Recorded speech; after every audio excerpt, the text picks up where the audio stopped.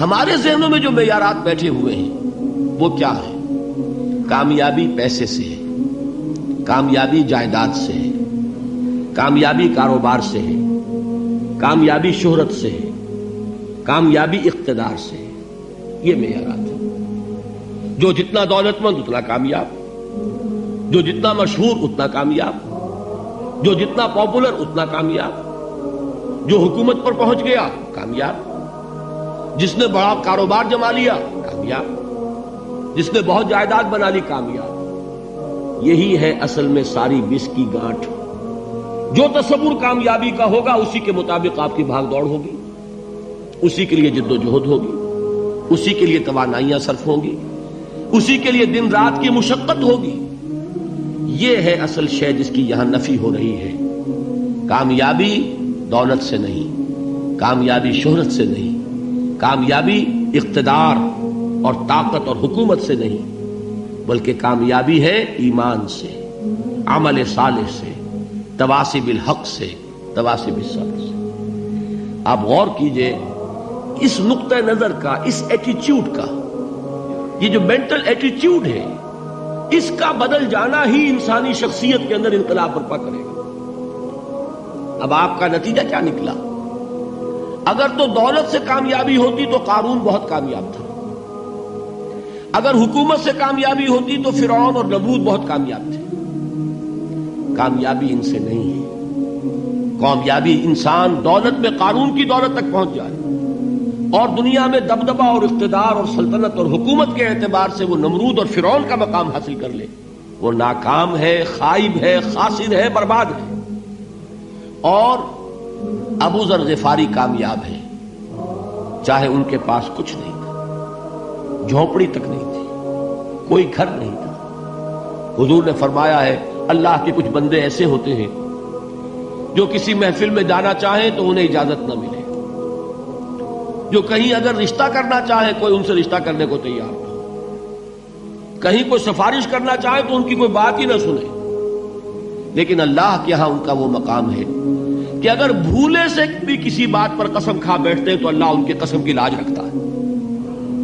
یہ ہے فرق. یہ جان لیجیے اچھی طرح.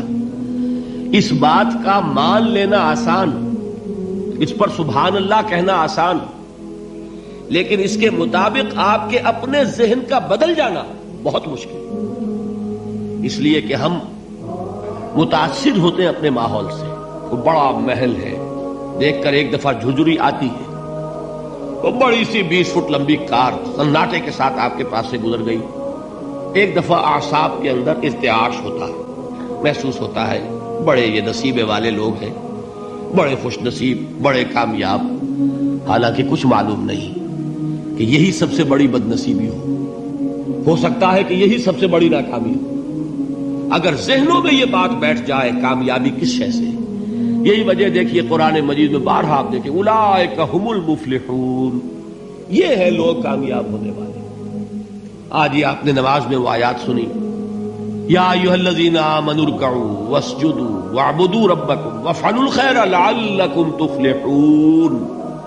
اے ایمان والو، رکوع کرو، سجدہ کرو، اپنے رب کی پرستش اور بندگی کرو اور اچھے کام کرو تاکہ تم کامیاب ہو جاؤ. تو کامیابی کن چیزوں سے ہے؟ یہ ہے سب سے بڑا سبق. یہ ہمارے دل میں اگر بات بیٹھ جائے، ٹھک جائے، تو زندگی بدل جائے گی. صبح و شام بدل جائیں گے، نقشے بدل جائیں گے، بھاگ دوڑ کا رنگ بدل جائے گا، ویلیو سٹرکچر بدل جائے گا. آج وہ ایک چیز نہایت اہم نظر آ رہی ہے، کل نہایت غیر اہم نظر آئے گی. جیسے کہ حضور کی حدیث ہے مالی ولد دنیا، مجھے تمہاری اس دنیا سے کیا سروکار ہے. انما مثلی کراکب استظل تحت شجرۃ ثم راح فترکها، میری مثال تو اس سوار کی سی ہے جو تھوڑی دیر کے لیے ایک درخت کے سائے میں ٹھہرتا ہے سستانے کے لیے، پھر وہ اپنا راستہ لیتا ہے. اسے اس درخت سے مستقل تعلق اس کا نہیں ہے، وہ اس کا گھر نہیں، وہ اس کی منزل نہیں. اسی طرح یہ دنیا میرا گھر نہیں ہے.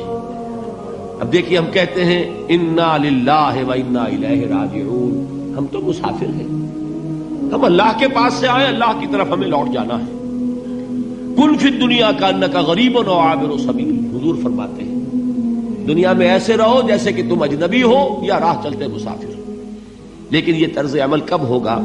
جبکہ یہ آیت ہمارے ذہنوں کے اندر بیٹھ گئی ہو، والعصر ان الانسان لفی خسر الا الذین آمنوا وعملوا الصالحات وتواصوا بالحق وتواصوا بالصبر۔ یہ ہے اصل بات جو میں نے عرض کیا تھا کہ میں بتاؤں گا صحابہ کیوں ایک دوسرے کو یاد دلاتے تھے۔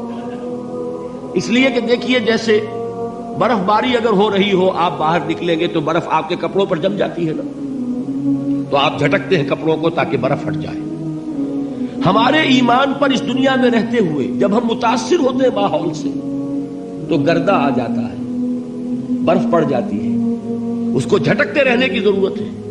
اور وہ جھٹکنے کی بہترین اور مؤثر ترین شکل یہی ہے کہ یاد رکھو کامیابی ان چیزوں سے نہیں ہے۔ چمک دمک جو ہے دنیا کی، یہ ساری چمک دمک جو تمہیں رجھا رہی ہے، جو تمہیں اپنے اندر گم کیے ہوئے، یہ لفظ گم پر اقبال کا وہ شعر یاد آ گیا کہ کافر کی یہ پہچان کے آفاق میں گم ہے، اور مومن کی یہ پہچان کے گم اس میں ہے آفاق۔